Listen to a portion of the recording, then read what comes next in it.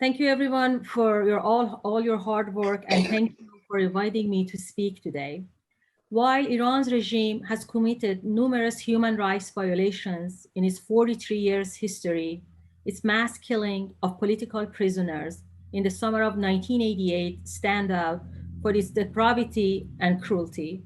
Over the span of 6 weeks, Iran's regime subjected thousands of political prisoners across the country to minute-long retrials, which failed to meet all international standards of due process, presided over by what the prisoners came to call death commission.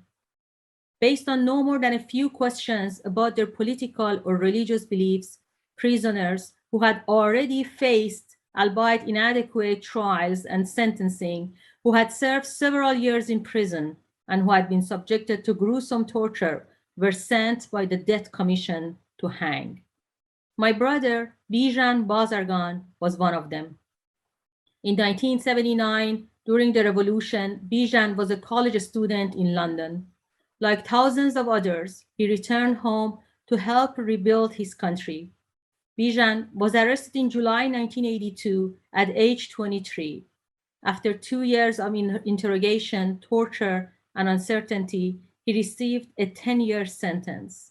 His indictment was membership in a leftist party called اتحادیه کمونیست‌های ایران, distributing pamphlets and donating money to his group.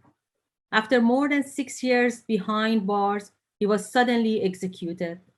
The prison authorities told my father that Bijan was killed because he had forsaken his Islamic faith and was an apostate. We now know that Ruhollah Khomeini, the supreme leader of Iran, issued a fatwa, an Islamic judicial decree ordering the killing of thousands of political prisoners who were unwilling to denounce their beliefs. In his order, Khomeini stated that the prisoners were at war with God and must be eliminated. The Revolutionary Guards hanged the prisoners 6 at a time, and meat trucks carried their lifeless bodies to be buried hastily in shallow, unmarked mass graves. The families were never given the location of their loved ones' graves. This massacre was well planned and was kept a secret. The executions were done in July and August, and by early December, all the families were advised of their children's fate. During those months of uncertainty, the families organized and went together in front of the prisons, the Justice Department, the Prime Minister's office, and contacted anyone they knew in the government. They sent a list of the names of their loved ones to the United Nations and Amnesty International.